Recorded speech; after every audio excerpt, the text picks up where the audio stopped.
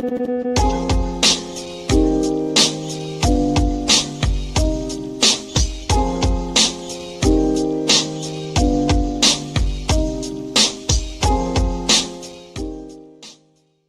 these Democrats say, you have to talk about and realize that people are really upset about illegal immigration. You. How do you think your hotel room gets cleaned?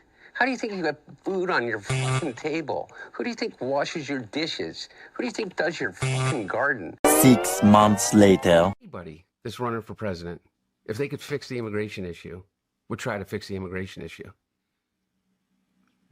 Right? Because we need immigration. We need a vibrant immigration, but we don't want immigrants that are coming here illegally, draining us of resources, and also and being prioritized above people that are actual literal heroes that are coming home, or that are still recovering from 20 years of endless war. You know, speaking of recovering, do you think a recovering alcoholic addict like him should be sitting in a freaking bar? It's an interesting location. I'm just saying, I'm not his sponsor or anything, but Merry Christmas, Hunter Biden. Well, maybe you can go on Club Random. Or Club Random, where the smoke. There was somebody on at Club Random. It was Chevy Chase, and he kept offering him. I was watching this last week. He kept offering him drugs and alcohol, and I'm going like, "Don't do it, Chevy. Chevy, don't do it, bro." And he didn't, and he just wouldn't stop. You know what I mean? Unless you use with him, he feels lonely. Well, he did that with Russell Brand, and Brand too. Yeah, Brand was kind of shaming him, saying, "Yeah, you know, you don't need to do that. Why are you doing that? How about you stop for a little while? I bet you could do that just for the show." I mean, if you're sitting there in a sea of pot smoke for 2.5 hours, I mean, you're going to get high. I mean, I don't know. Yeah. It's a tiny little cave that he's got down in his basement, the Bat Cave. I'm sure once you walk in there, you're hit with the unbelievable smell of weed and the smoke itself. Yeah, I agree. And I kind of support, people got mad at Steve-O, but I thought he was being fair. He took a stand. Dude, I know Steve-O. He just wants to stay sober, that guy. I mean, people put to stay sober long term, what you have to do is put it first. And that's what Steve-O is doing. Yeah, and that's what he said. He said, I just can't be around this. Yeah, I'm sorry. Sorry, bro. Yeah. Sorry. And I think it's kind of shameful of Bill Maher to say, I cannot do a show without imbibing. And it's like, well, then it's not even shameful. He's admitting he's addicted to these substances because he's saying, I can't function. If you translate it, I can't function professionally without these substances, which indicates you might have a freaking problem. Yeah. Unless you're Keith Richard and you can function playing a guitar on the road, you might have an issue. 100%. I agree. And unfortunately, whatever, there are other people who are able to manage it. I guess he must smoke up before real time too, then, because I'm sure he's doing edibles just to get through that. Yeah. Wow. Yeah, he's probably doing edibles. Wow. Well, he'll have a lot more options because it got rescheduled. So now, how soon do you think it's going to go fully legal everywhere? Full legal? You're saying legal? Yeah. Well, again, think about what's happening next. If you play it out logically, you're going to have full page ads or print ads. You're going to have commercials, and you go, no, how can that be, Mark? I can't imagine that. Same thing, they try to ban liquor commercials, and they're strong and back and everything else. Why did they ban liquor commercials? Because it's a societal problem. But you don't understand, Mark. I've never had a problem. Again, there are cultural things about a society that don't involve Jeff Johnson from Missouri. Everybody tries to personalize. Listen to Gad Saad, by the way.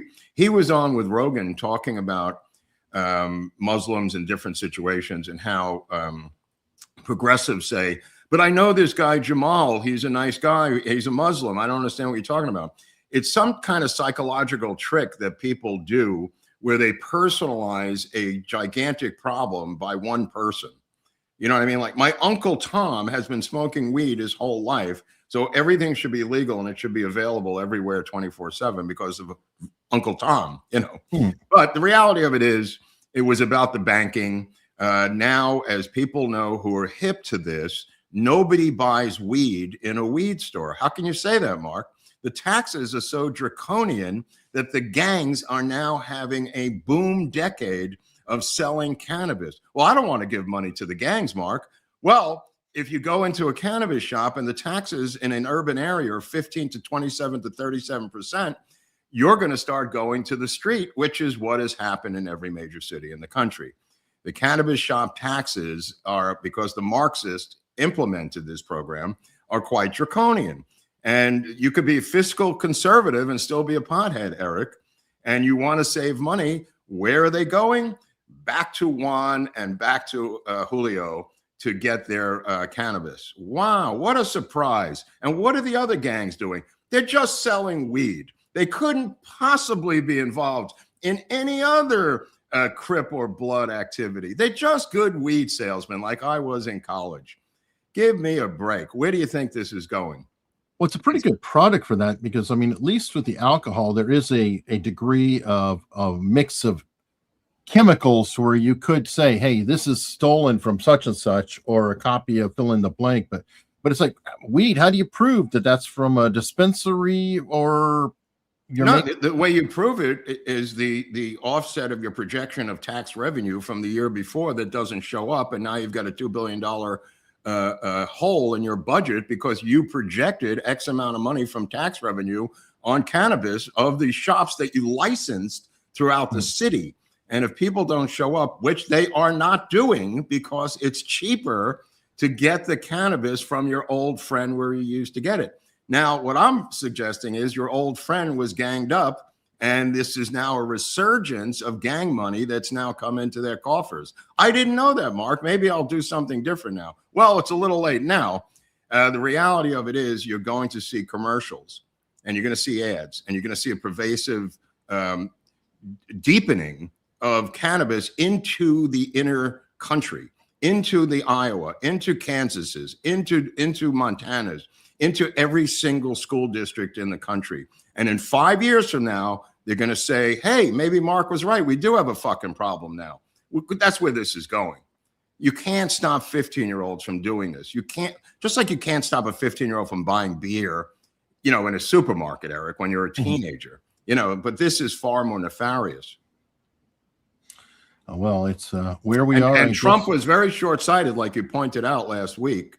16 or some odd senators who were Republican vigorously, 22 now, I did not know that, complained quite vigorously about this insane money grab on the part of Trump and whoever got in his ear about this ability to make it a non-cash commodity, which is what he really did by making it digitized and legitimizing it for the banks. Well, weed has long been not cool on the right, if you will. Like here in Virginia, Ralph Northam made medical marijuana legal, etc., and had it written in that it was going to go to full blown or whatever recreational, like in a year or two. It was all written in. Yeah. Youngkin came in and it was like, that's gone. Oh, good for Youngkin. Yeah, it's a Trojan horse. Now horse. Youngkin's out. Yeah, now what do you do? I mean, it's really a Trojan horse for other drugs. How do I know that? Because they immediately put legislation on the floor in Sacramento to make psychedelics legal, to make mushrooms legal, to make mescaline legal. But Mark, I took mescaline. It was great. Right. It's all about you. What you want is Pez dispensers at bus stops with mescaline in it. That's where you want your culture to be. Like, it isn't fucked up enough in this country. The biggest problem we have is drugs and alcohol. Number one problem since the war on drugs by Nixon. But the war on drugs failed, Mark. So what do we do now? Well, now we've gotten hundreds of thousands of homeless, hundreds of thousands of dead. But I like to smoke my weed every once in a while, so I can't get involved in any of this shit. The lobby for cannabis has done one hell of a job. And like I said, it's a Trojan horse. Normal denied it. They said it'll never happen. We were originally, Normal was just talking about medical marijuana. If you remember when this started, Eric, everything was about freaking glaucoma. It's about going to see a phony croaker doctor, and he gave you a phony little wink and a nod and a little thing. This is where we are now. The slippery slope was called out by many pundits on the right, and they were mocked. And now we have the situation we have, which is just going to begin to get crazier. Well, what bothers me is the slippery slope, I think, is happening right now with psychedelics, and they're using veterans. Yeah, that's just the it's edge in another it. Trojan It's a horse. PTSD. Yeah, no, it's a Trojan angle. horse, bro. It's another Well, Trojan I agree. horse. Yeah. But I kind of hate seeing veterans being used for that. They'll move on. I'm a They'll little move touchy. on. Yeah, they'll move on once it becomes, approved for the veterans. They'll move on to the next group, like they will, with every other medication. But yeah, it's going to trickle down into an entire drug pervasive society, and it's just shocking that Trump was, complicit in this. Eric? Came out of nowhere, bro. Yeah, but like I said, I don't know if I was on the show or whatever, but I kind of feel like if you really look at people around him and some of what's going on with Trump and his family with crypto, crypto and weed and the libertarian side is very, very locked in together, and it's money. I mean, he's about money. There's a lot of money in it. And, if I'm being honest, the fact that they're dabbling in crypto, he can push some legislation together with crypto. I agree in theory, but as I said moments ago, the weed shops are plummeting in their revenue because of the taxation. So their crazy theory is now topsy-turvy. Mm-hmm. Now you're just going to end up with pervasive legalized weed across the country. You may. I have a feeling, though, by the quantity that's popping up and everything, there are plenty of people buying it legally as well as illegally too. I think. Yeah, no, absolutely. I'm just saying everywhere. Once you start doing it relatively, systematically, you will begin to realize I could save 27% by copying from Julio. Sure. Or you just don't give a fuck about money, which I don't think people are like that. I mean, especially if you're a cannabis consumer. Well, there's interesting trends too. Actually, one of the stories I had pulled up was about. I have so many stories piled up now because we missed the show. Anyway, Jim Beam, I think it was Jim Beam, is shutting down, or they're pausing their main distillery. So they have 3 of them, but the original one, the biggest one, and all that, they're pausing that for a year. And I guess this is a trend that's going by nationally. This started happening well over a year ago. I guess alcohol consumption is actually down, especially in younger generations. Now, they could be smoking weed. I would not be surprised. I hear that all the time. I don't drink. I smoke weed. They are. That's what's going on. That's what's going on. But that and the combination with the tariffs has really caused great harm to the bourbon industry because, Canada, they're literally not stocking American bourbon on their shelves. They've gone to Japan and France to import their bourbon up there. And apparently, I think the whole market is down like 24% or more just since that happened as well. So it's interesting times. I mean, it's a good sign that alcohol consumption is down, but not necessarily great if it's all moved to weed and other substances. Well, fair enough. A lot of articles about cocaine this week. I was reading about the increase of cocaine use. Okay, well, I hadn't tracked that one, but okay. Great. Well, I mean, that's your front. I mean, that's your. No, I'm just saying it's all anecdotal, but I mean, I see article after article. How do you know your uncle at Christmas is taking cocaine? I mean, just article after article, and the meth thing is just off the rails. I mean, forget about everything is about meth. You chop heads off on meth. You do all kinds of violent things on meth. But it starts out okay. You don't start out with missing teeth the first year you take meth. That's the end of the cycle when you have no teeth and you're riding on a bicycle to get drugs. Yeah, I looked that up one time because I was like, why is there this thing called meth mouth and why does it happen? And I think it said something about it becomes a hygiene problem. They'll never brush their teeth or anything and drink, so it dry rots, and that causes the problem or something like that. It's just also grinding your teeth on amphetamines. Fair enough. Speaking of which, okay, I had a story that I had seen kind of going in the background because it's just, so sad, looking at it's on this front. This guy, Tyler Chase, who was a a Nickelodeon kid, and this is him now. People had discovered him, walking around there like, oh my God, you're this kid here. So yeah, that's there's plenty of them down on Skid Row. I mean, he's not the only one. He's just a recent flavor of the month. Right. Well, you could go all through Eddie Furlong. You could go back actor after actor after actor who ended up in the same place. He's just the newest guy who's been identified. Well, he's a great example of it. And they just found him like this over the past couple of weeks, and everybody felt really terrible for him. And his mother, I think you might appreciate his mother saying, do not raise money for him. Don't do anything. Yeah. He needs medical help. She kept saying that he needs treatment, medical help, etc.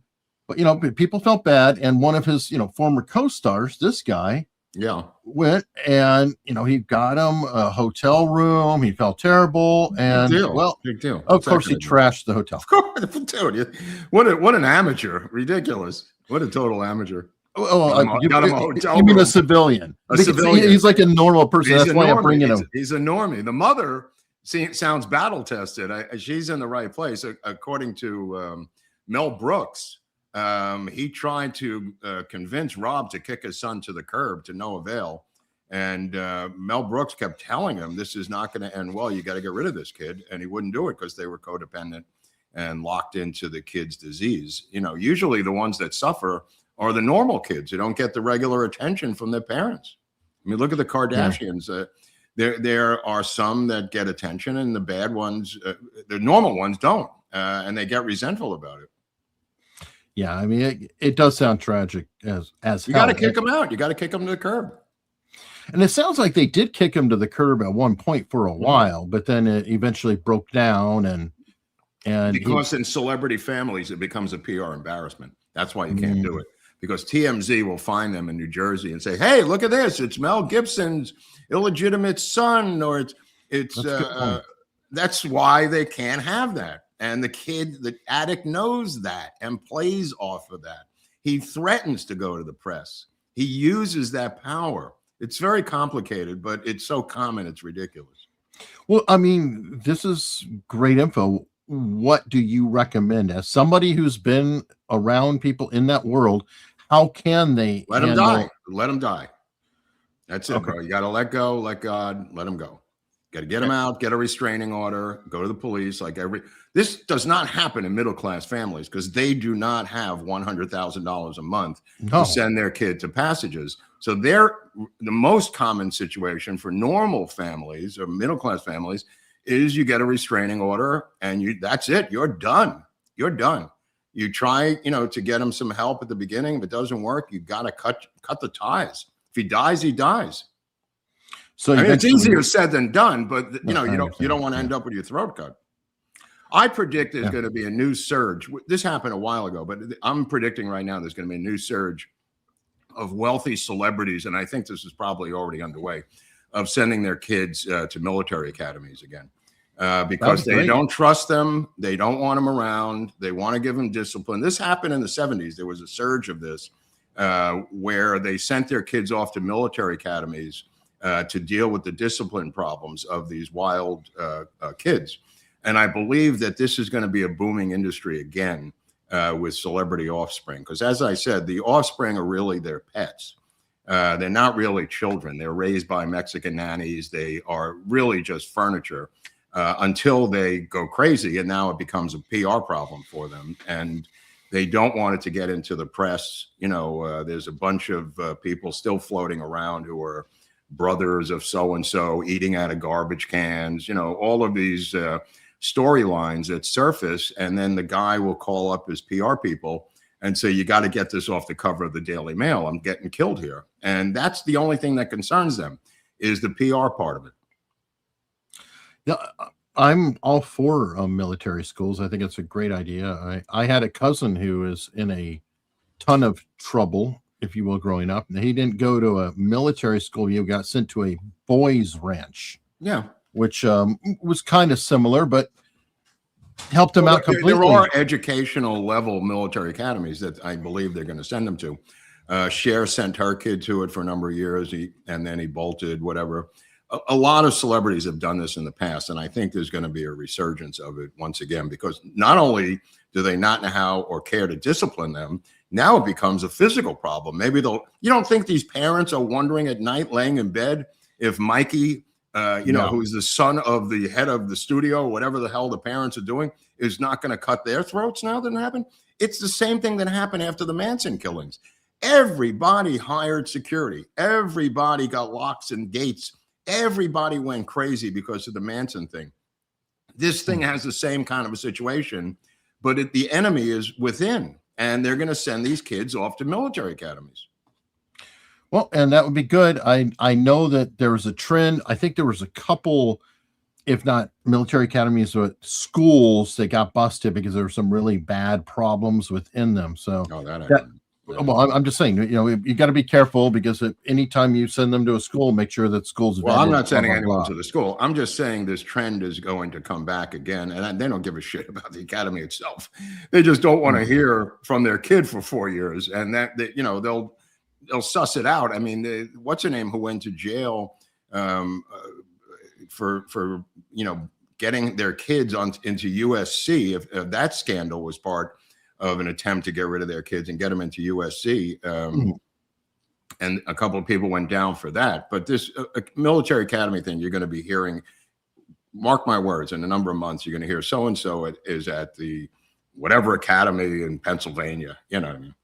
Well, whatever happened to boarding school? That used to be, period. Not just military, but just boarding school. No, I mean, they're going to send them to boarding school. But with the discipline, that's for the normal kids get boarding school, but the military ones is for the disciplinary problems. Oh, good. Maybe they'll get a better outlook towards the military and the attitudes towards them. Now, people who don't have an attitude and who have a chronic mental disease called TDS include the guy who is going to be running the Christmas Eve concert. This guy sounds like a saboteur. He could have said this months before. This guy sounds like a terrorist. He just sounds like an asshole. I mean, but I mean, he's obviously did this to sabotage the evening when he could have said the month before, "I'm not interested. Thank you very much." He intentionally blew this up on purpose, and I don't think it was his idea. He's a pawn in their game. Oh, well, that might be, but I hope it blows his career up, because he didn't really have a career. Do you know his name? Nope. Either do I. That makes two of us, and I'm in show business. Fair enough, and hopefully, I mean, he played Vibes. There's some cat who played Vibes is going to undermine the Christmas show at the Trump Kennedy Center. Yeah, you're probably right. Sadly, this will probably put his name on the map, and he'll get more gigs by others. He's so stunning and brave. He'll get hired for the Jimmy Kimmel Christmas party. I have no doubt. I have no doubt whatsoever. What a twit. But that was completely frustrating to see, because, okay, whatever you think, if I was doing it and I hated Biden and it was the Biden Center, why do you want to screw over all the people who want to see you perform? It's like you obviously hate fans. Political PR stunt. Well, for sure. Because you're being rational. This guy is not doing it. He was called and urged to do this by other forces. By the way, did you see Jimmy Kimmel's Christmas message to the UK? No. Oh, I mean, first of all, I don't know why Jimmy Kimmel is giving a Christmas message to the UK. His message was that the United States has been taken over by fascism, and they've been overwhelmed and overrun here, and the UK has to save themselves because here fascists have already taken over. And I thought the irony of this, of course, in their bizarro reverse planet world, is breathtaking. Well, here's actually, we'll carry on to that, because I happen to have this story here. UK teacher referred to anti-terror program because they showed students Trump videos. Right. I mean, maybe Jimmy Kimmel should have looked at this article.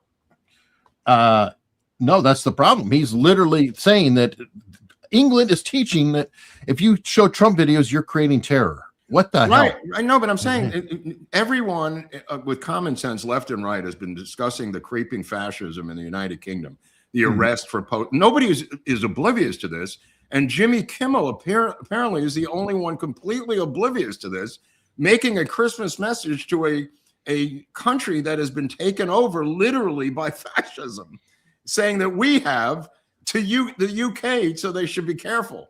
It's only fascism if it's the other team. Right. That's that's the rule. Yeah, I guess that's a new rule. Yep. And what was ironic about it is everything's a mirror of itself. What is a fascist?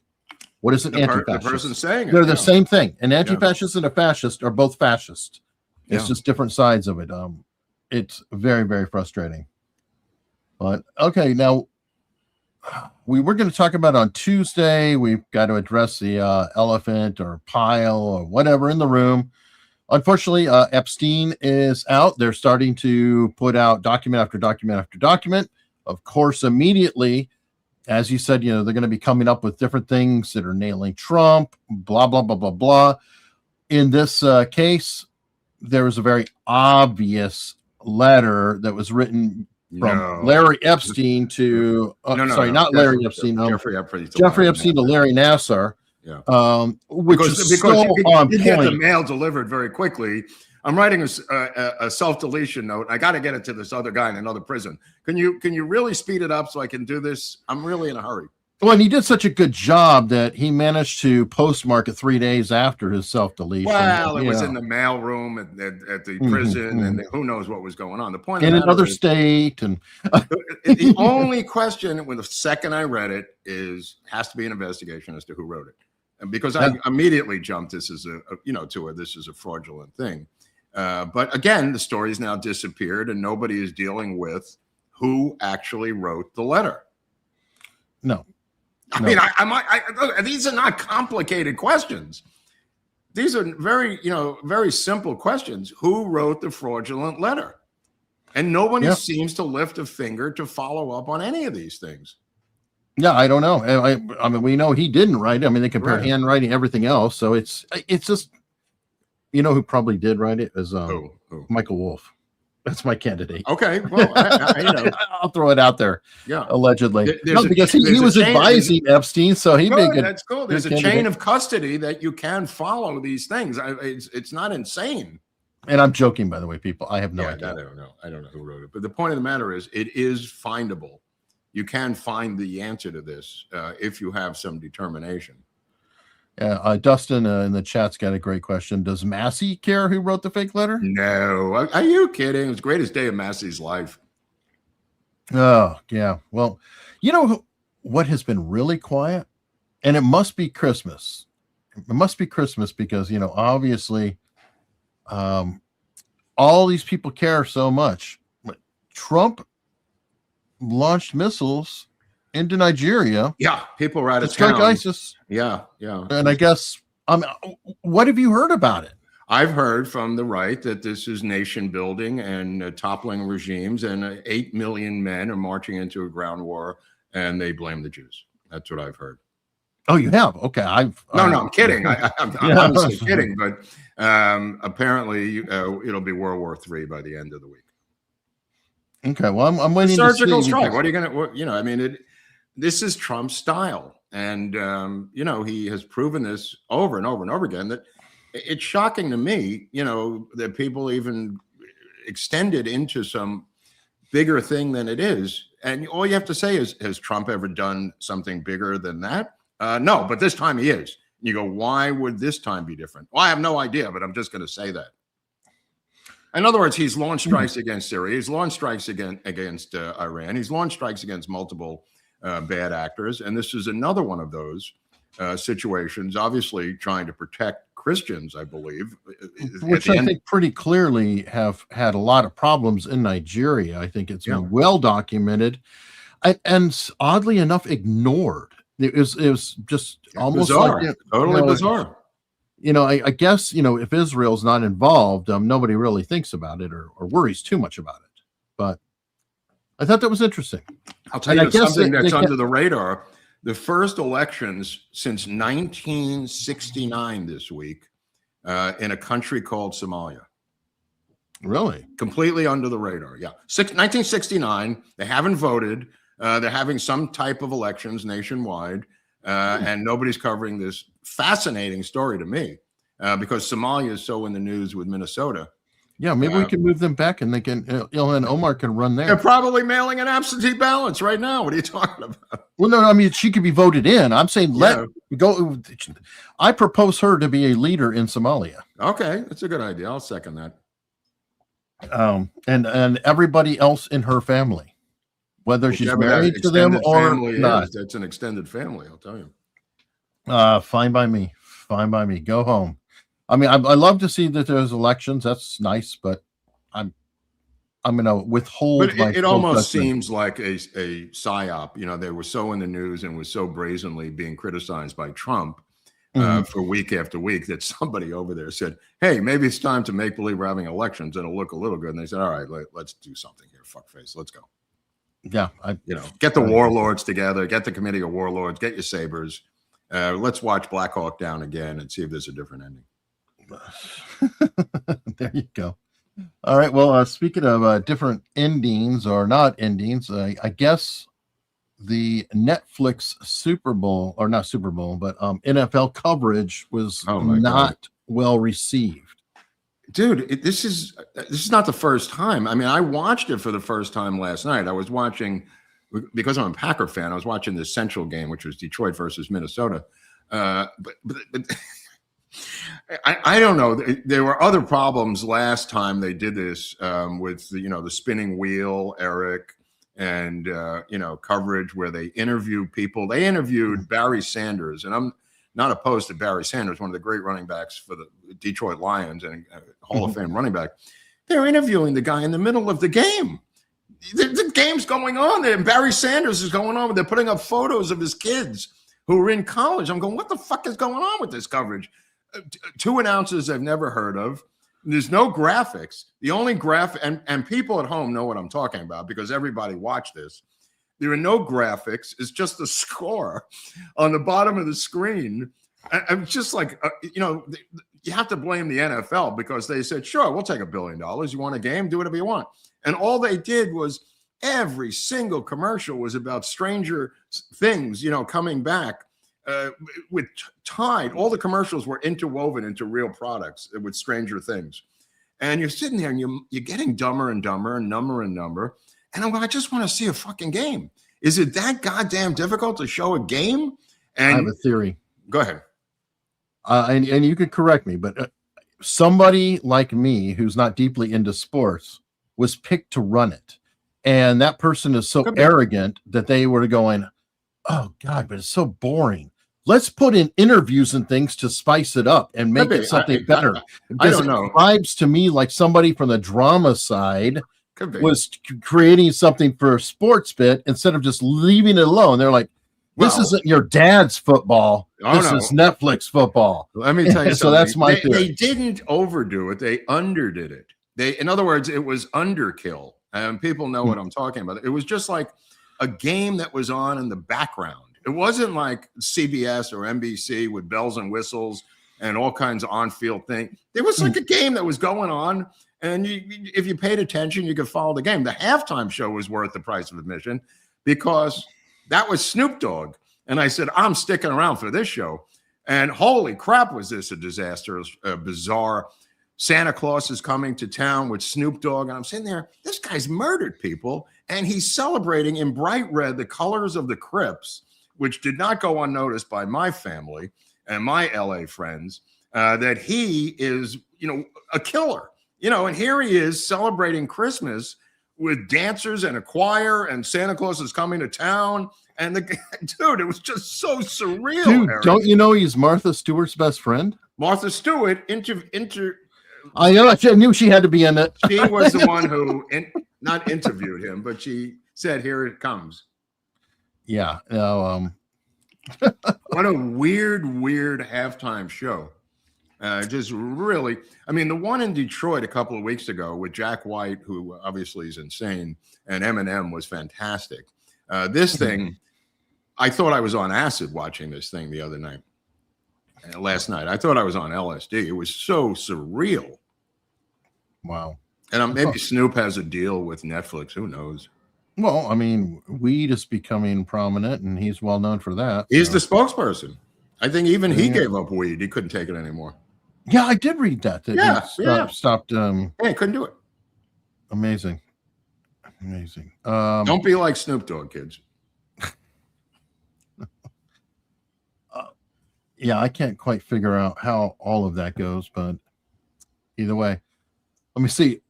Finally happened on Tuesday. FCC has banned the drones. Now, I know you haven't followed it as deeply as I have and others, but it is an interesting way that they're doing it, because I think I told you the DJI. Well, it's farm-made drones only, you're saying. Well, yeah, let me break it down. That's what the headline said. I don't know. Correct. And that's where I'm about to explain that. Why? Because they are targeting DJI very specifically. And people were shocked to find out that the ban isn't DJI, it is foreign made drones. And then the Department of War or Homeland Security can authorize drones. And the reason why they're doing this is because DJI was coming out with clones. So people are seeing like Bill Smith drone or whatever, and it's like, boy, that looks just like the DJI, blah, blah, blah, blah, blah. And how do you stop a company from, creating little shell companies that are selling the same product? Well, they ban all foreign, and then they make exceptions for these are allowed. So that was the reasoning behind that particular ban and structure. Now, people who already have drones are fine. You can buy drones if they're already approved, they're already here, but it is still going to be a pretty big problem because DJI is so dominant in drones, and not all drones are used for nefarious purposes. A lot of their drones are used for agriculture and also for like inspecting lines, search and rescue drones. Now they're having giant problems with, and it would be okay if we had, a drone manufacturing marketplace here, but none of the U.S. companies wants to create consumer level drones or low level drones. They all want to get the federal kickback, and they're like Tesla. They want to get the government subsidies, so they're not targeting that audience. So I don't know what's going to happen. I hope somebody else comes in and sees an opportunity, like France, I think, has a couple companies, or others, or even India. I don't know. I just hope that somebody comes in and goes after the market. At the same time that's going on, U.S. lawmakers are trying to get the Pentagon to add DeepSeek and I think it's Xiaomi to a list of firms to ban, because DeepSeek, the AI, very famously came out early this year and blew everybody's socks off. They came out and they were equal or superior to OpenAI or ChatGPT from day one, and people were shocked. How did they get there? Well, they did the same thing that OpenAI did. OpenAI has been stealing Reddit, Wikipedia, essentially everything on the internet.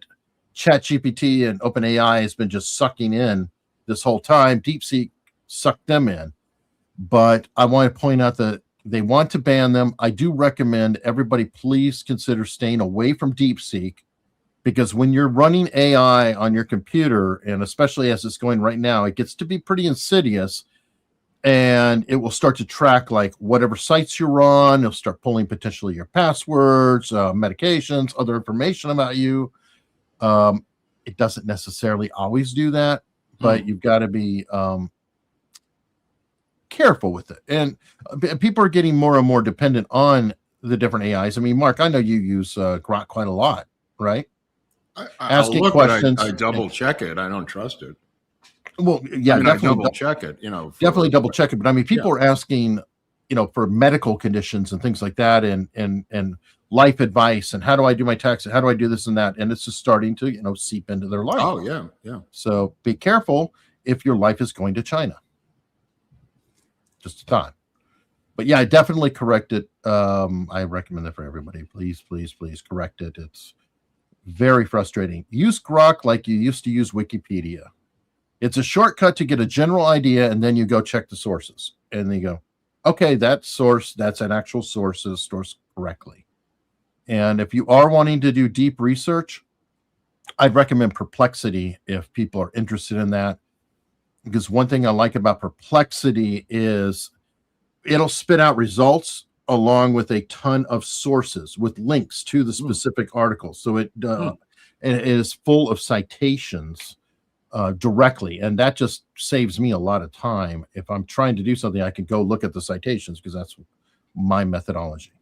But anyway, so moving on, I guess Trump and Zelensky are supposed to be meeting at Mar-a-Lago. That's a good idea.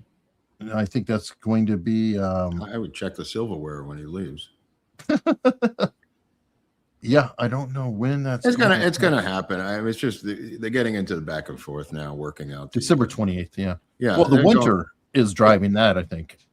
It's coming to an end. They're fighting over different. I'm not talking about the physical fighting. I'm saying the intellectual fighting is part of the deal making, and eventually they're going to run out of gas, physically, and also emotionally. I think in negotiations, and we will.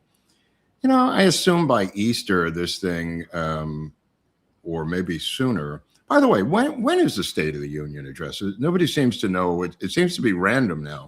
January, February time. February, March, the end of January. You know what? It's all over the map now. Well, wait a minute. Maybe does it coincide? January 20th is the inauguration. So is it around that time frame? It used to be, but it's not anymore. That's what I was saying yesterday to somebody. Trump's last one was in the middle of March. There are some that are in February. It's once in a blue moon. It's at the end of January now. Because I was saying to someone, when is Trump's State of the Union address? And nobody has an answer because it's all over the map now. It used to be around the 20th of January. Oh, okay. Somebody in the chat, I don't know if I can say if it's sourced right or not, required within 30 days of January 20th. Absolutely not. Absolutely not. Yeah, that doesn't make sense. And that's not sorry. That's from Grok. I'm sorry. That thing went out the window because his was in March. There's others the end of March. There's some in February. We don't even know if it's required. I mean, no, I don't think it's required to do anything. That's what I'm saying. When he did the last one, I remember being on the show, and I think I was on here, and I said I think he should do one every 3 to 6 months because he's good at it. And you and I had this discussion of having multiple State of the Union addresses because it is a good bully pulpit for him. Sure. But the speech he gave the other night was not the State of the Union address. No. That was a presidential address. That's true. But the thing with Trump is I almost feel no need for it because the guy's always out there talking. Well, it's like constantly. I'm mentioning it because it's a good place to discuss the end of the Russian-Ukraine war. That's why I'm mentioning that would be the cutoff date. Yeah, that would be a great cover. Right. Let's open this with this. Blah blah blah. Yeah. I agree, and I think that might help. Apparently, his approval has been rebounding. What? Which, honestly, it's kind of funny because we're talking about his approval, disapproval, and whether it was rebounding. But the truth is, his approval was already better than Biden. I think it was the best of the 21st century already. Yeah. Yes, he was technically underwater, as in more disapproval than approval, but he was doing better than anybody else. Well, think about it. If you have 92% of the mainstream media criticizing you 24/7 compared to Biden, who had 92% of the mainstream media supporting him, nobody takes that insane zeitgeist into account when he's got similar numbers to Biden, which he roughly does. Better. Biden had 92% positive stories 24/7 for 4 years. Trump has negative stories 24/7, 92 to 93% of the time. That has to be figured out in some sort of metrics to make any sense of these numbers, Eric. Well, the irony is, though, even with all that negative coverage, he's still better than Biden. Right. I'm not even saying it's irony. I'm saying there's got to be a way, like you put an asterisk for Roger Maris's 61st home run. You can't just compare apples and oranges and say, "Oh, look at Biden 5 years ago. Look at it." It's insane. You're saying, and this is true. You admit that it's true. That 95% of the media has put out negative stories nonstop 24/7 against Trump, but we don't factor that in. We're just going to say, that's it's not even a factor. That's absurd. That's absurd. I think that you can, if you're going to go on the polls, you can almost say a 5 to 7% margin traditionally with Trump, because he's always underperformed. What do you think his numbers would be if he didn't have 96% negative media 24/7? What do you think as a fair individual? He might hit 50. Might hit 50? How about 75, bro? He might hit 50. With the Republicans, he's still in the high 80s. I get it, but I'm just saying, I think he could break a bit over even, but the truth is, I think we're so damn polarized right now that there's hard cases that will always say he is just. If you stop the hammering, the nail will stop penetrating the board. Maybe. Okay. Okay. The nail's going to go in by itself. The media is going to stop pounding the nail, and the nail will go through the board on its own. Yeah, I mean, that'd be worth exploring because. We are exploring it because we've got Barry Weiss pulling the plug on that insane 60 Minutes piece the other night, Eric. Which, did you read her reasoning? Because it seemed fair to me. Oh, yeah. I read the reasoning. It seemed like it was that crazy thing called legitimate journalism. The brazenness, the sheer brazenness of CBS News after everything we've been through with CBS in the past year is so insanely outrageous that it took my breath away. Now, keep in mind, they contacted these different department heads, DHS and the administration, for comments. All of these different departments commented after being questioned by CBS. Not only did 60 Minutes not include the pushback comments, at the end of the piece, they claimed that no one responded to their questioning. So not only did they bury the comments, they then lied at the end. And people are going, well, how could Barry Weiss pull the plug on this piece of shit propaganda show? It's because it's a piece of shit propaganda show. I think she was stunned by the brazenness of doing this. Every single agency responded to 60 Minutes' questions. Not one of them was put into the piece. Okay, you don't want to do that. But the cherry on top was at the end, we received no response from the administration. Holy crap. I mean, wow. And after everything we've been through in the past 6 months with CBS, they said basically, go fuck yourselves. We're doing it this way anyway. Fuck you. Wow. I mean, that was the biggest FU I've seen out of the mainstream media in decades, bro. Decades. Well, you're talking about the hardened communist crew. I mean, she's got a clean house over there. She's got a clean house. And then they started publicly criticizing her for pulling the plug. Wow. What happens when you criticize your boss, Eric? You've been in private industry before. If you woke up on Monday morning and said, my boss is a jerk off and a jackass, where's my raise? I mean, give me a break. You got a clean house. Yeah, it's going to be very interesting. Now, because they did it publicly and all that, she's going to have a tough time of it. But I have a feeling that she can reassign them to gas station assignments. Yeah, and whatnot. And then just shove it down. But it's like, you can just fire them. What is this fear of firing? Just because they yell like children who are 13 or 12 years old? You can't take away my allowance. Yes, I can. I'm your parent. Oh, no. I'll go tell the Goldsteins next door you took away my allowance. Well, good luck. Good luck. You have no more allowance, Billy. Well, hopefully more are going to quit on their own. Yeah. So, as the Rock said, what is this? The real Rock.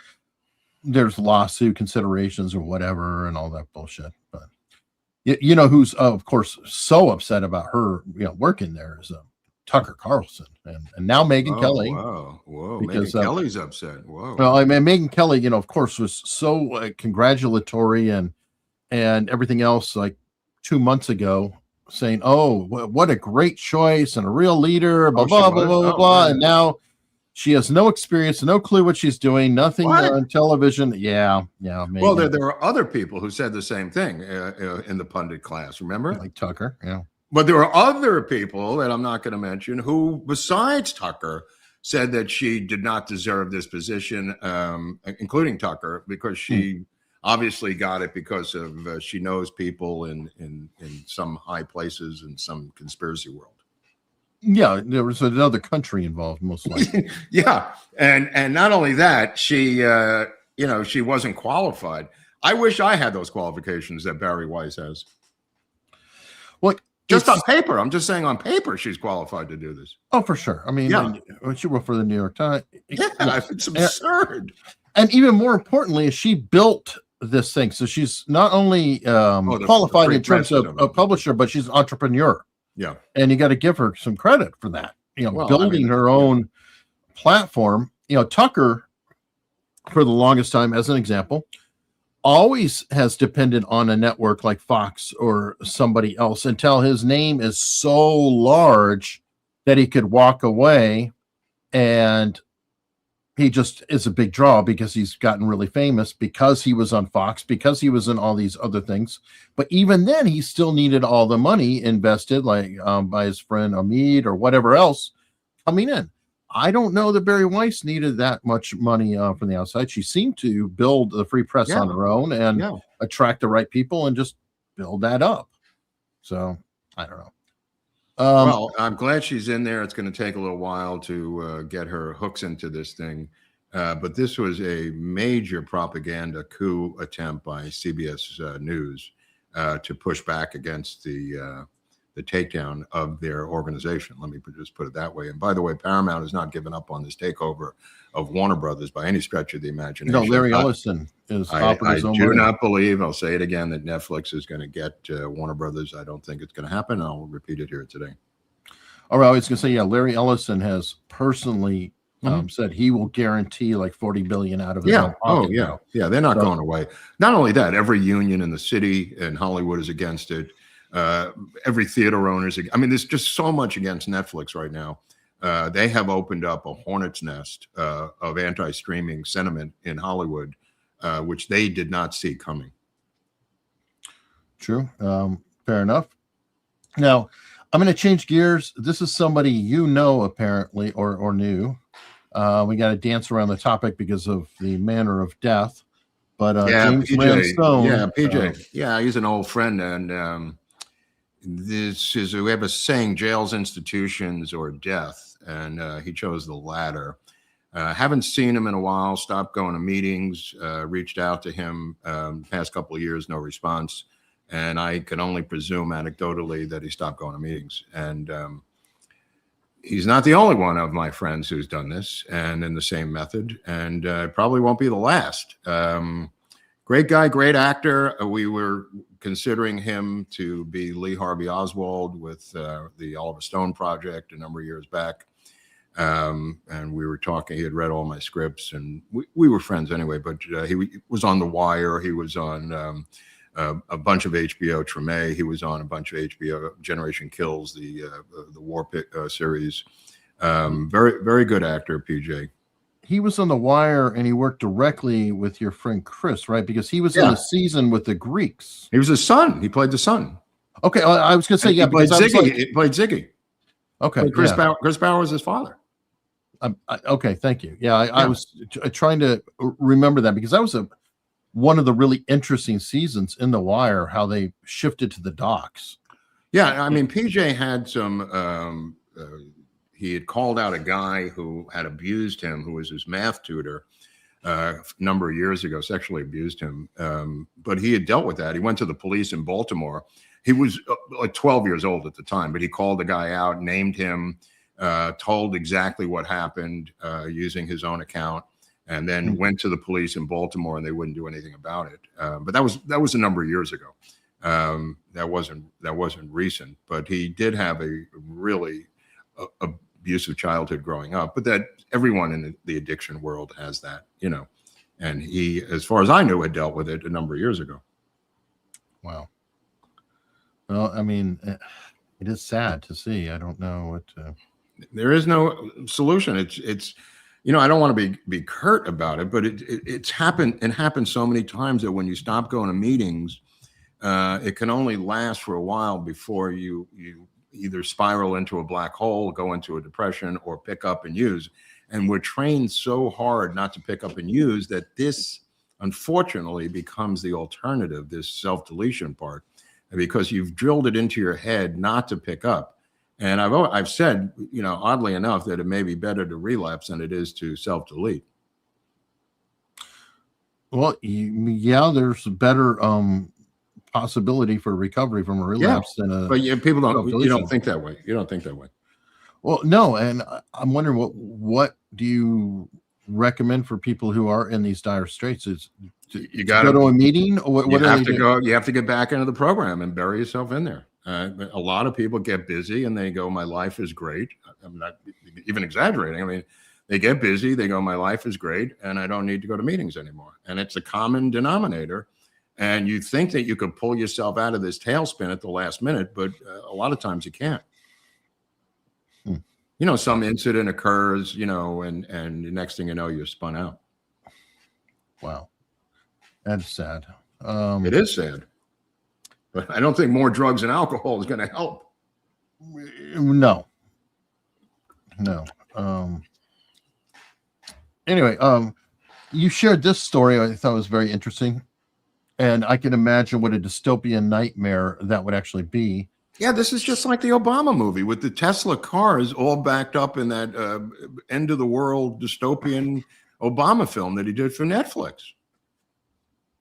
Yeah, well, if you can imagine, and they lose their brain, I could imagine that. I wonder how many wrecks and things like that will occur, or if you're trying to drive around. Yeah, these are Waymos. These were Waymos up there, which are pretty pervasive. They're in LA, but not as pervasive as San Francisco, which is really has a lot of them up there now.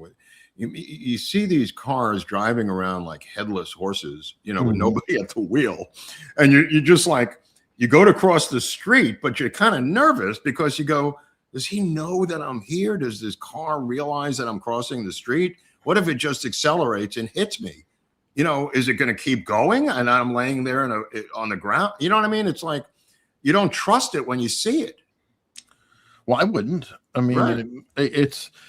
But I'm also thinking in terms of if you shut down the brains and it's going through an intersection, what does it do? Does it stop in place? It would make sense that you stop in place. So then now all of a sudden you've got a car just sitting in the middle of the intersection. Oh, yeah. And if there's a whole fleet of them, what kind of crazy damage is that going to be? Let's say there's 1,000 of them on the road. Now they're just stopped. Well, during the riots in LA, they called for Waymos to come to the riot site and they set them on fire. Until the head of Waymo got word like 3 days later and said, dude, you got to disable your cars. They're torching them in the middle of the riot here. Took him 3 days. He's a little bit out of touch. Yeah. Oh, my God. That is stupid. All right. Well, while we're on cars, because we've got the question of the self-driving cars versus whatever. But we were talking about how bad things are for young people, etc., and how unaffordable the world is.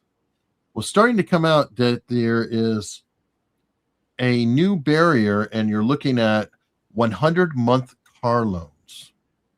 Oh, the typical new car is now averaging $50,000. Okay. For an average new car. So that's bonkers. If you think about it, it has gone up. I forgot. I think it was from 30,000.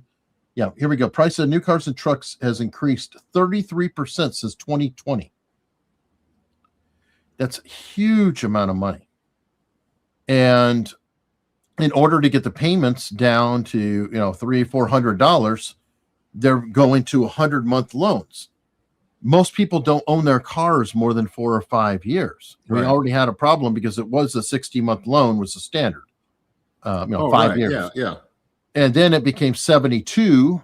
A lot more and more people are getting 72-month loans, and adding a year to that. Well, 100-month, what are we looking at? 9 years?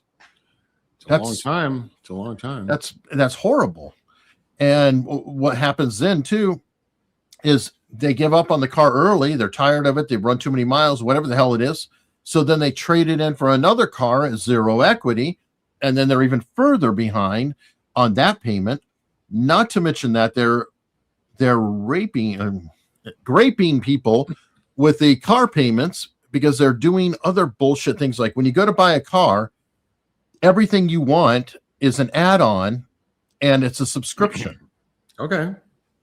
And that's where they're taking it too. So you get a car and they're like, you wanted to have Apple CarPlay. Okay, so that's going to be $5 a month, and this will be $5 a month.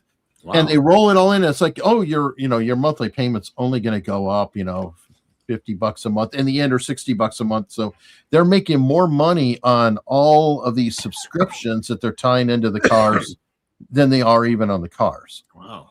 So it is. I don't think these bad situation. I just don't think that these kids who are living in their parents' basements are buying brand new cars. Call me crazy, but I don't think this is going to change their lives, because they have these student loans that are an albatross, right, sure. Eric?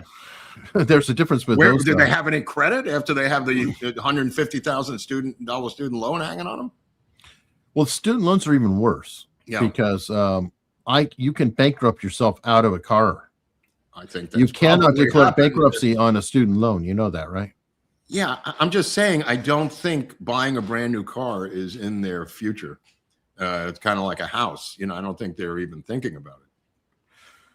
I think a family is a new. Well, everybody else who's getting destroyed then. Whatever you want. I mean, the point is that this industry is a giant problem, and those numbers are scary. I mean, the average car payments are more than $750 a month. I mean, that's now rental, dude. Mm-hmm. I mean, not in LA, okay, but no, a lot of the country, you're starting to get closer to rental territory. Well, you can live in your car. Why not pay for the rental? You can. Well, things go bad. Your parents kick you out. You got a $750 a month home on wheels. Well, there you go. So at least buy a van, right? I would always get a van. You could always live in the van. What happened to those 70s party vans? Remember? They're gold. People are trying, if you buy a used one, the Mexicans cornered the market. They are gold to the Mexicans, bro. They they'll come look at your van. They'll drive all the way from Tijuana to come look at your used van. That's how much they're valuable. But I'm saying that there's a market opportunity. It's like, why is nobody? I would think that used cars in LA are now more expensive than new cars because of what you described. The used car market has gone berserk. Yeah, I'm just so confused because I'm even a VW Caravan. It's like, why don't you bring those back, VW? There's got to be a market for them. Or the A-Team, the 1984 GMC van for the A-Team. That'd be perfect. All right.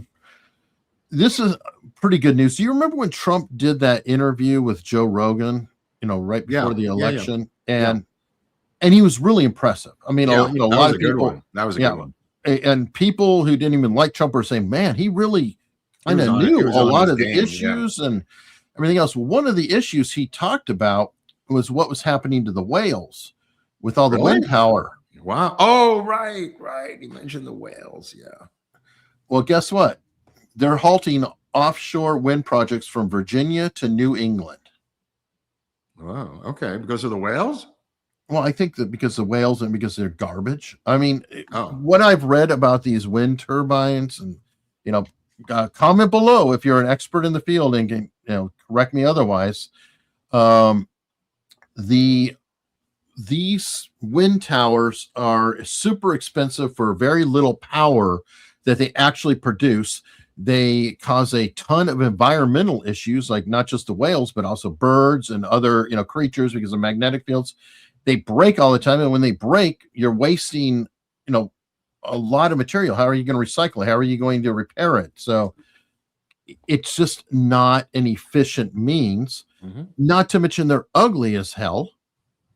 And, it's like, I got my beachfront property. Let me look at a whole bunch of these stupid things that are going across the way. So between the birds, the whales, everything else, from what I understand, they are a very poor option available. But I don't know if you heard other things. No, somebody I else was I was Starland. visiting the manatees this afternoon. I was at the beach, and the manatees come in and eat the seagrass nearby here, and I went to visit the manatee. I don't know what you call it, place where they live. Fascinating creatures. They were. I shot some videos of them, but they are manufacturing this seagrass so the manatees can eat it. Now, manatees are the sea cows, right? I guess so. I mean, they're mammals, and they have baby. There were 3 of them, and we were watching them in this river. It was like a manatee river this afternoon here in Palm Beach, and they go in there intentionally because they're creating and growing seagrass for them to eat. But they come up for air. They stay underwater for a long time, and then they come up for air, and you could see them quite clearly. Well, I know Mark is sending me little video clips of the iguanas that have him terrified. Dude, the iguanas are so large and vicious. Somebody contacted me and said their Rottweiler went to battle with one of them and ended up on the short end of the facial stick. The Rottweiler did not come out well. So I'm just filming them. I'm not interacting with them. Yeah, he just keeps sending it. It's like, if they're gigantic. Dude, it's like a dinosaur in your backyard. Nobody seems to care. I'm not talking about the little green iguanas. I'm talking about these Gila monsters that are like 4.5 feet long with tails that look like they're out of the Jurassic Park. Gila monsters. Oh yeah. Fair enough. Fair enough. What was it? Oh, I wanted to share this story here. This is something I saw on X. This guy's talking about a new scam I've never heard of, but I thought it was pretty fascinating. He's working construction, and it's another nasty use of AI. So, never really thought AI would be an issue in construction, but he almost got me. So AI can't really do work, but might be able to trick a homeowner or another contractor into thinking that work got done. Wow. It's Friday. Everybody's wanting to get paid. Everyone wants to rush and hurry up and get done by 3 or 4 o'clock so they can come by and get a check. So siding guys had some porch sealing to do, finished up some siding, and some chicken feed on this front little gable roof on the front porch. They sent the invoice this morning. I said, okay, yeah, cool. I'll give you a check. Send me a picture of everything when it's done. You can come get a check. He sends me a picture. Looks good. Wrap the beams in cedar. Porch is done. Siding's done. Everything looks good. So homeowner happens to live on the property next door. Called her. Hey, go check out the siding. He said he's done. He sent me a picture. It looks great. Go over there and tell me what you think. She goes over there, sends me a picture. This is what it looks like. Oops. Oh my God. So this is what my guy sent me. Wow. And then 5 minutes later, this is what the homeowner sent me. So pretty much real time, 2 pictures, same time frame.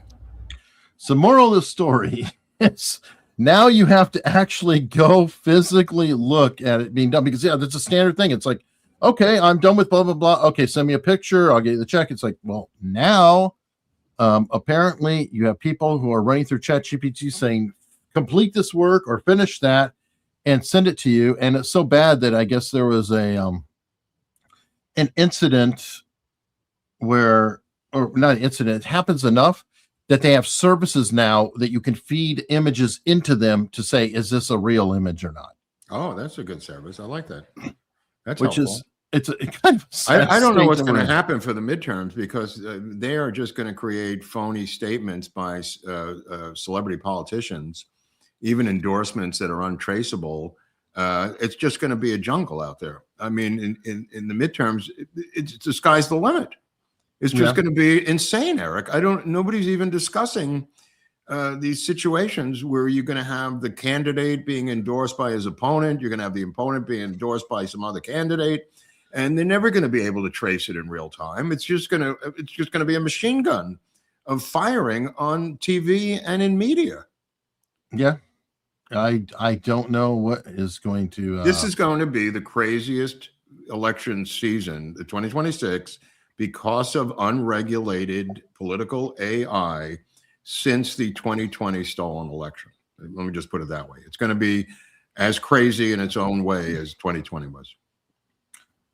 It should be interesting. The only way, well, it depends, I guess, or it won't be if it's not even close. That would be the only thing. If it's close, it's going to be a nightmare. That very rarely happens anymore. I don't know. But, if it's not close, well, I don't know what universe you're living in, but every election from dog catcher to chief of police. By the way, did you see the new chief of the fire department in New York? Yeah. He's not waiting around. I was talking with Al Gonzalez, and he said in 6 months there'll be a new police commissioner. I said 6 months, in 6 days, Al. You want to bet? So we got to bet now how fast the new police commissioner will be coming in. I said it'll be like 3 weeks or 2 weeks. This new chief of the fire department in New York City is obviously some sort of a bull dyke or something. I thought it was a man, but it's obviously a lesbian woman who has. Mandani actually says she has never been a firefighter, has no connection to the fire department, has no operational skills as a firefighter, has never put on a fireman's or firewoman's uniform. However, he says that she has incredible credentials in the LGBTQ community. I mean, I couldn't believe what I was hearing this morning out of Mandami, saying that this is why she's qualified to be the head of the fire department. He obviously knows that she's never been a fireman. He obviously knows that she has nothing to do with the fire department. How is she supposed to make intellectual decisions with the fire department? She's never been a fireman. She was emergency services. So if it was an ambulance thing, it's like, yeah, go for it. There are a ton of experience. Apples and oranges. But apples and oranges. The same thing happened in LA, during the fires.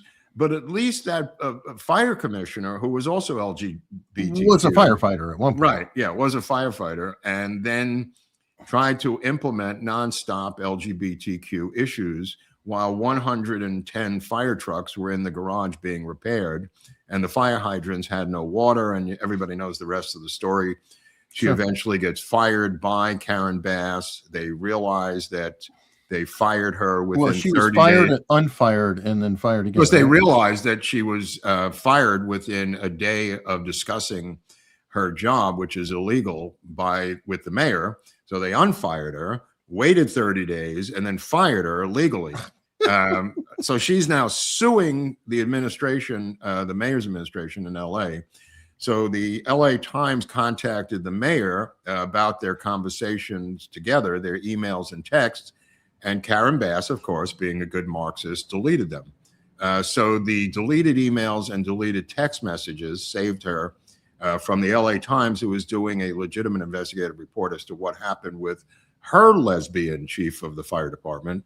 Mandami has now found a new one for New York, and I believe he'll find one for the police commissioner very shortly. Oh, geez. Yeah, that's nice. Well, you think that New York has problems? You think you have problems? You think other people have problems? The only one who really has problems, and everybody needs to know, is Alec Baldwin. What happened to him? He has had intense health struggles. Wow. After the Rust shooting, it took 10 years off his life. Now, I don't know, how many years did he take off of Helena Hutchins' life? All of them. He took all of the years off. But he's, everybody, Alex having a bad time. So you really should know that terrible. Holy shit, he's a father of 8 now? Yeah. God, every time we turn around, there's like another kid popping out. Well, there's surrogates. I mean, she, I didn't say out of her, but yeah, really out of her. I mean, but wow, I just kind of like, this guy can't keep himself out of the news, can't keep himself out anything. Well, he's on Instagram a lot, and he's trying to get work because he needs the money. Okay. I understand he needs the money, but really, that's sad. It's just beyond sad. Now, another thing that's sad, I mentioned about the fake Epstein letter on the drop, but another interesting thing happened. I forgot to cover it. Turns out that redaction is kind of a wiggly term here. So some of these documents that came out all over TikTok,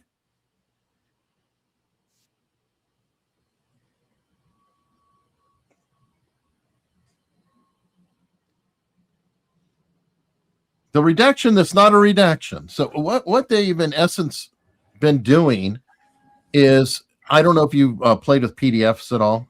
They would just, it appears, take like the highlighter tool, and you know how it highlights yellow, and then they would just change the highlight color to black, and then they'd be like, look, it's blacked out. Wait, So, I don't know. What is that document? I don't know. I can't see. I'm sorry. Okay. What is happening is this document, if you look in the video, you can see the black on the right.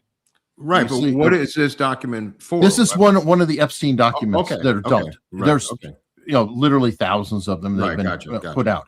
Gotcha. And what they're finding is that if you just copy the whole contents and then paste it somewhere else, boom, you get everything unredacted.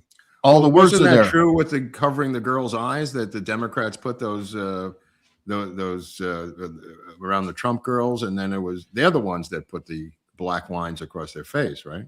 No, that was something different. This is that was censoring for identity, supposedly, even though those were public photos, right? So they didn't need to be. This is literally documents, just like they released JFK documents, that have redactions and things like that in them, right?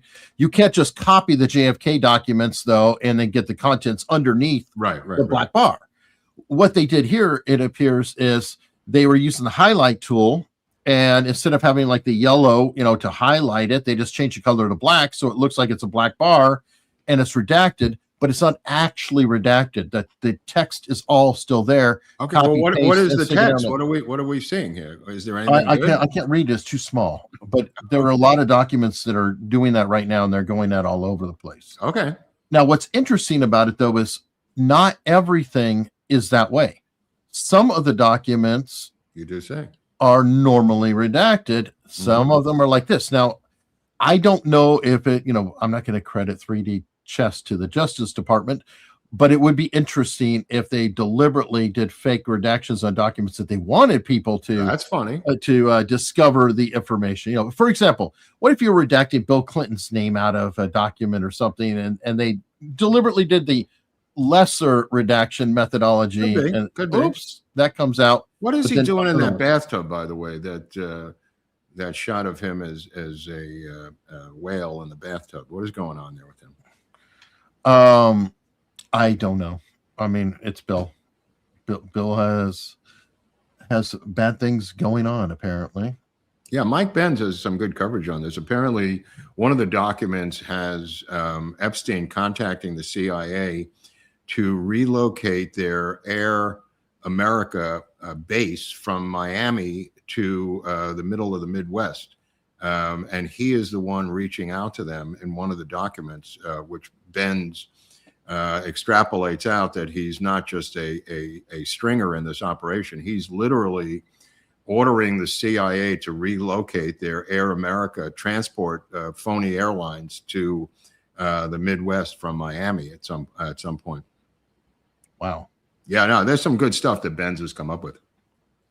Well, he's been digging into some earlier stuff that I had heard about from Johnny Vedmore and others about Iran-Contra and ties with Epstein all the way back then.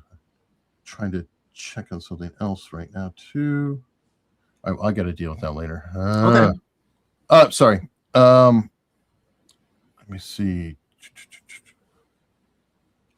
I don't know if you saw this. Trump is, it appears, making some changes in the State Department.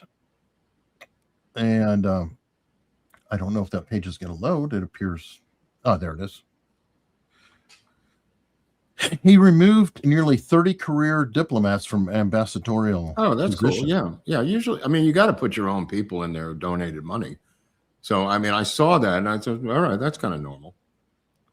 No, that's perfectly fine. I mean, it's his Yeah. right to do, Yeah. but I just think it's interesting. Yeah, they're going to put in, I mean, like what's her face went to Greece, I think, Donald Trump Jr.'s ex. Guilfoyle.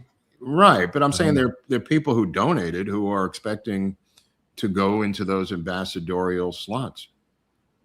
Right. I mean, that's a tradition that goes all the way back. Fair enough.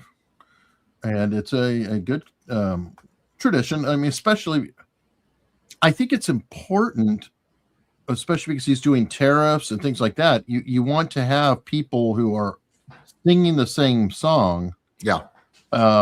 Talking to these other countries, and some of these career diplomats aren't always as loyal to their boss as they are the country that they're talking to, if you will. Yeah.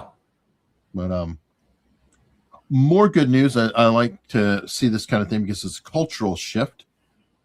This trans instructor at Oklahoma University was fired for flunking students' viral Bible-based essay on gender. So you're starting to see this person, Folknoy, apparently wrote a story or an essay saying, hey, there's only two sexes, two genders, man, woman, whatever. And she used the Bible as one of her sources. Whoops. This trans student failed her for doing it, even though, that's an essay. It has nothing to do with because they don't like it. Yeah. And ultimately that person did get fired. Oh, progress, not perfection. Hey, you know what? It's time. Every one of these. And it's going to take time. It's going to take time. It didn't happen overnight. I mean, so it's not going to want to happen overnight. No, it's definitely not. Let me see another one here. This one was just breaking on Tuesday, but they've tied a link. Okay, there's a couple stories out there. Have you heard about the Parkinson's studies that are going on? My wife Leslie sent me something on it. It's very interesting where they found a hot spot with people getting Parkinson's out of Camp Lejeune. Weird. Where the Marine base is. I know there's ads every night for Camp Lejeune for 5 years, every single channel, nonstop, for various illnesses from polluted water at Camp Lejeune. Yep. And the amount of illnesses that these lawyers have found, and I don't know if this is true or not, because they're signing up people to be involved in the class action suit. They have been advertising nonstop for 5 years. This is in LA television market, Southern California. If you had anything and were in the military in Camp Lejeune, meaning the bases down there. There's a lawyer for you. Well, there's a particular law firm and there's others fighting to get these people. But what I've noticed over the years is that the illnesses have expanded, where it's anything, it's really... Anybody who's ill who went to Camp Lejeune, call us right now at 1-800-Lejeune. So I'm not aware of this, but not surprised. Because it sounds like the mesothelioma times. Yeah. I don't know how to say it, but yeah. Okay, well, yeah, the part they have of recent times looked at Parkinson's as well, and it is a great natural experiment because people, are in the Marines at Camp Lejeune. They are also at Camp Pendleton. So you have a perfect A/B testing situation. People will spend their entire careers, their family, and then they retire in the area. The Parkinson's rate at Camp Lejeune is through the roof. The Parkinson's rate at Camp Pendleton is negligible or not even there. So it's a really scary comparison. The thing was about the water originally. Right. Well, that's what I think is the cause. Yeah. Right. Yeah. Well, and my mother had Parkinson's disease and died from it. And I remember talking to the neurologist because I'm selfish. And I was saying, hey, do I have something to worry about here? And he said that no, Well, not necessarily. He said that they've come to believe, and this is several years ago now, like 12 years ago, that Parkinson's is caused by environmental conditions. Mm. And there's been some freaky incidents, and you might know about this. I don't know, but he said that there's people who have gotten some weird street drugs and actually became Parkinson's riddled like almost overnight That I due don't to know. an exposure of different I do know if you're drugs. punched in the head enough times, you'll get Parkinson's, and you can ask Muhammad Ali. Muhammad about Ali. that. Yeah. And others. I mean, just from physical external forces. Well, Tyson, I think they said Tyson has Parkinson's now. Could or, be. Could be. Something's going on. Well, anyway, carrying on with that note, apparently they are now saying there's some common household chemicals linked possibly to MS.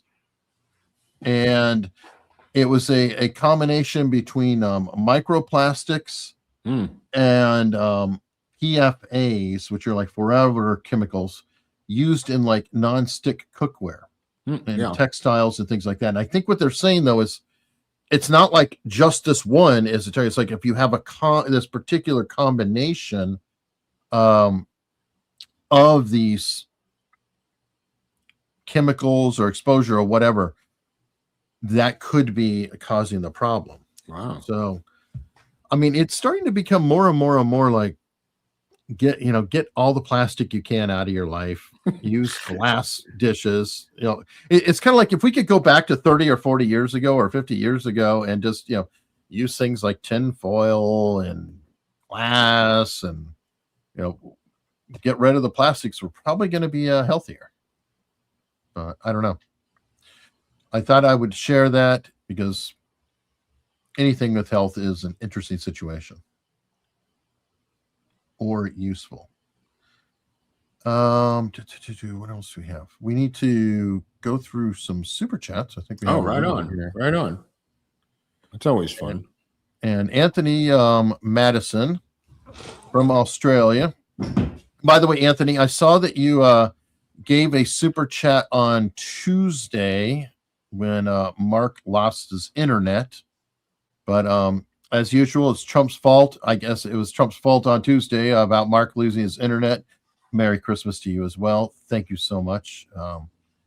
Always. And I did see that one the other day. Pew Pew. I watched A Noble Lie yesterday, Eric. Wow. Well, thank you, Pew Pew. I'm glad you like it. It's a very good documentary about the Oklahoma City bombing. I interviewed Chris Emery, who is one of the producers behind that and part of Free Mind Films, about A Noble Lie and Oklahoma City bombing. A good movie. It's free to watch. Anybody who wants to watch a very good documentary about Oklahoma City for free, just go to freemindfilms.com. It is completely free. It's actually a Tubi link, I think.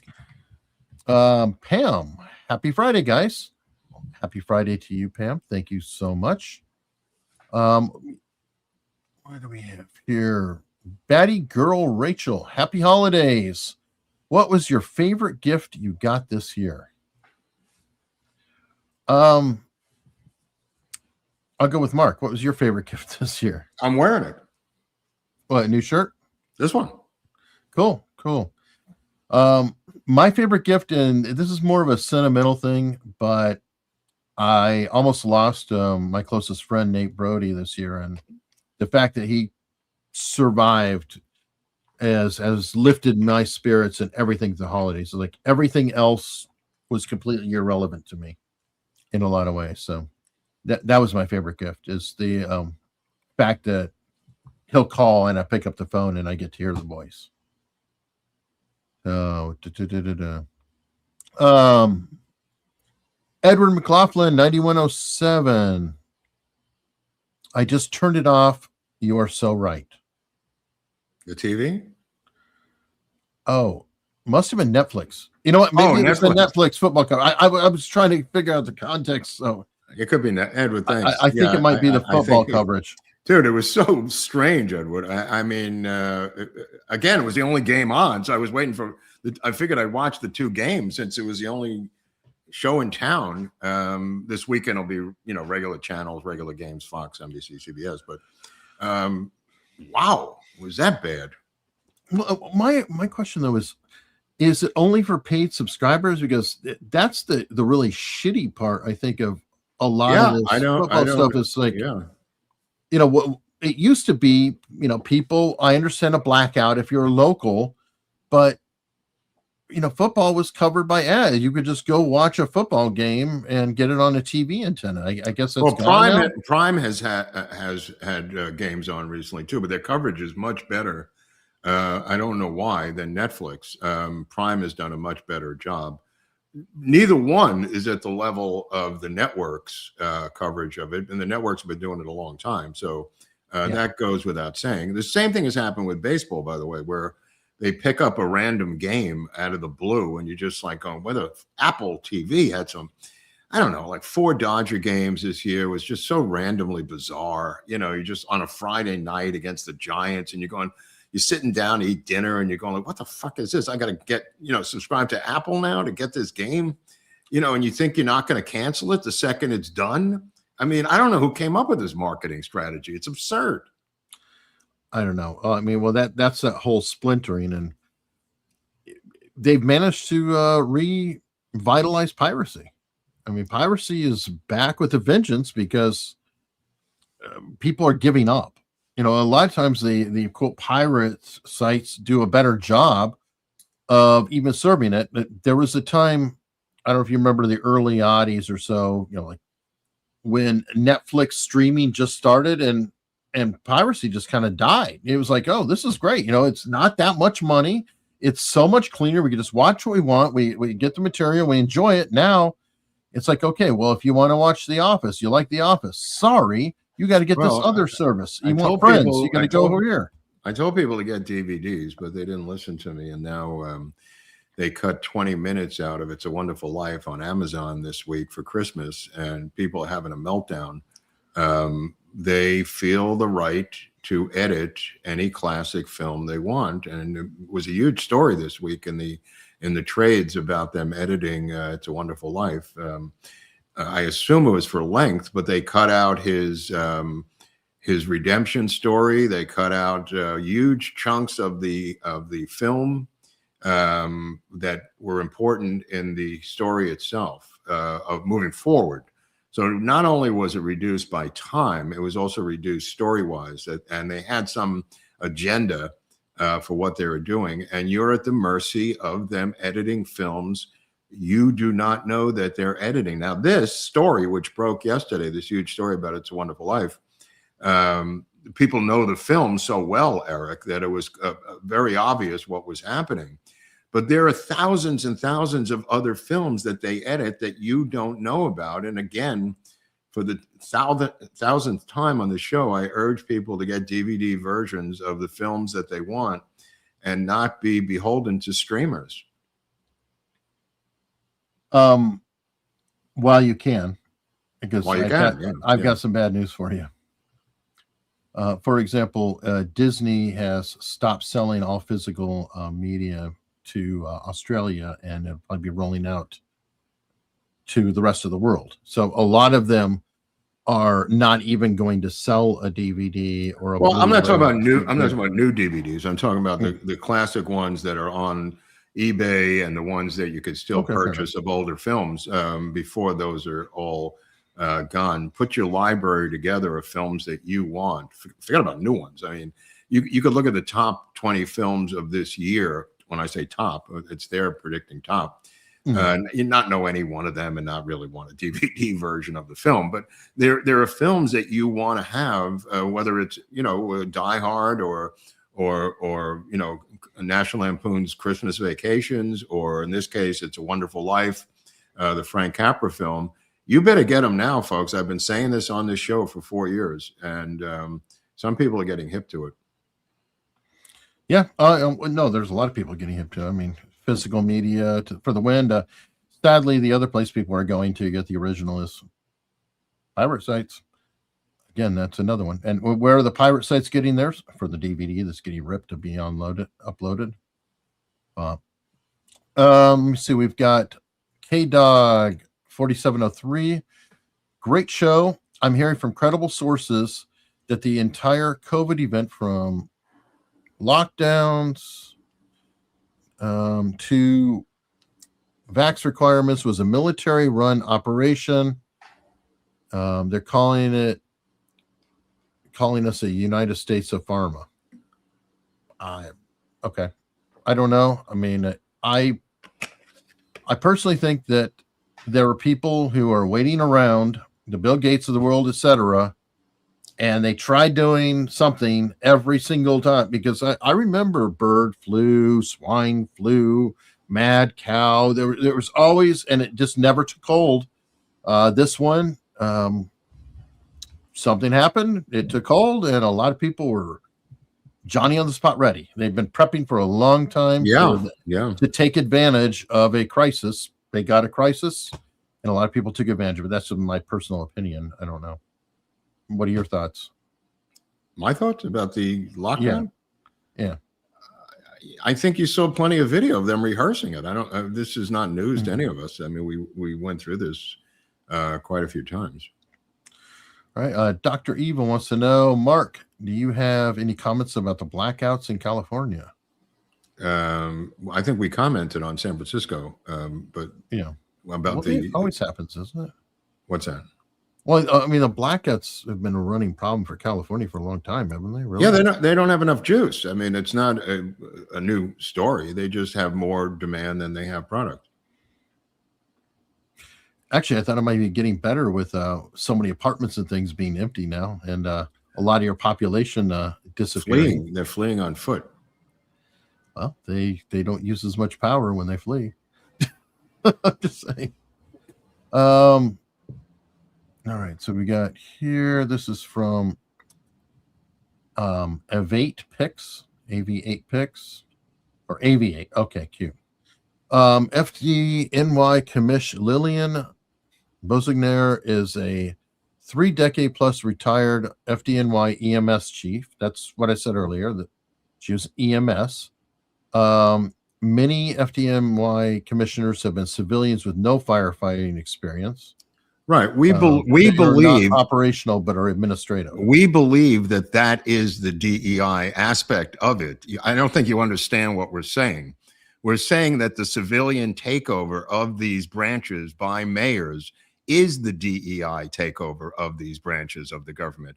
When you pick the chief of police politically as the mayor, you're being a DEI selection machine by putting that person in there.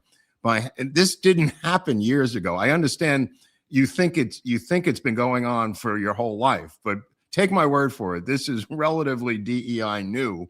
And the fact that we've turned the corner on this DEI story and now it's being reinvigorated is the story itself. Not that she was working as an administrator for the EMS. That's not what we're talking about here. All right. Fair enough.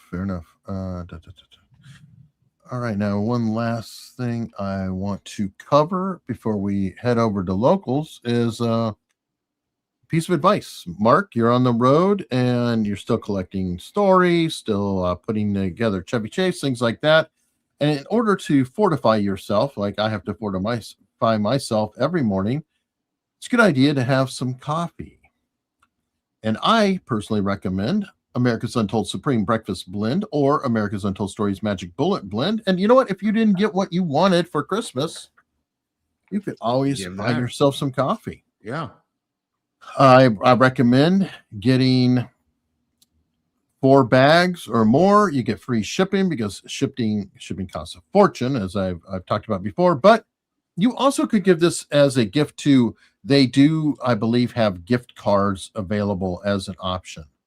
But I highly recommend you guys check that out. You can always look at, you can always use your phone, point it at the screen, and this will take you right to our site. Or if you're just listening right now, americasuntoldstories.com/coffee. Wow. Will take you right to the site, right to our blends, or you can click the link in the description. Really any video for probably the past couple of years and there's a link right there to take I like you the guy over. with the scope and the rifle there. That's a nice little touch. I think so. It's a magic bullet blend. It's Magic bullet, unreal. nice touch. And nothing like a rifleman being pulled out of the hat. Yeah. True magic. But either way, I hope you guys consider checking it out. And I hope you had a wonderful holiday. What did you do? Anything special for Christmas yourself? Me personally? Yeah. Well, I was by myself. I was alone, and then it got really crazy. And then I don't know how the police got involved, but I did a episode on Chevy Chase Christmas Eve, and then yesterday I watched Mr. Deeds with Adam Sandler. I don't know if anybody's seen that film lately. And then I tried to watch these football games. So that was really the extent of Christmas yesterday. Okay. I know we had our father-in-law over for Christmas, hung out, traded gifts. Leslie did a smorgasbord. She went with like our heritage or something. It's created like a different dish from all the countries throughout Europe and stuff. Wow. Wow. Did it have a little mini flags in it? No flags, just but she did, have a presentation, like a menu of the different things. So there's, stuff from Sweden, Iceland, Norway, England, Ireland, etc. Dessert item cooked, mostly handmade. So that was our deal. And then Christmas Eve, where we have a new tradition where we just drive around. There's like realtors in the area that'll create like a Google map that'll show houses that have lights in them. Wow. So we just drive That's around helpful. to check the different people's, lights in the neighborhoods and whatnot as a way to, kind of inexpensively. My father-in-law can't walk around very well and everything. So it's nice to be able to drive around and just look at the different displays. That's helpful. That's really helpful. So it's a good economical way if you guys ever want to check out that sort of thing. I do want to, before I head out though, I need to check Rumble really quickly. You never know. Sometimes people sneak in and there'll be a Rumble rant or what have you. Not today. Somebody on Rumble's pointing out that they bought the Charlie Brown Christmas DVD because they won't subscribe to Apple for a month. And they won't buy audiobooks either. Fair enough, but audiobooks is going to be an interesting situation because AI is very quickly getting into that. And they formed some committee of actors yesterday in Hollywood to combat AI, but at the same time, celebrities are signing up to AI hand over fist to do basically audiobooks in their voice without them having to do it. Yeah, that seems like I kind of get it though. They're sort of like they're stealing my shit anyway. Let me get a paycheck before they do. Well, the names are huge. I mean, Anthony Hopkins. I mean, these people have signed up to AI and gotten paid a fortune, basically, for audio stuff. Yeah. Well, again, I think they're seeing it as if they get up early, they're going to get all the money. It's there. That's going to run out. And people are stealing their voices anyway. Stephen Fry discovered that he narrated a documentary that he never knew about. And that, that was one of the major cases. Yeah. And he was like, what? He just wanted to get paid. It's not that he's outraged. It's phony outrage. He didn't get paid for that one. And in fact, he is in the recording studio. There's a photo of him recording for that documentary, by the way. Yeah, there's more to that story than meets the eye. He's a British homosexual, so you have to take that into account. Well, I know he's a British homosexual. I didn't know that was relevant. I'm joking. Yeah. All right. Well, on that note, we are going to head over to locals. I know we've told you all about this is locals. Great. Wow. Wow. Yeah.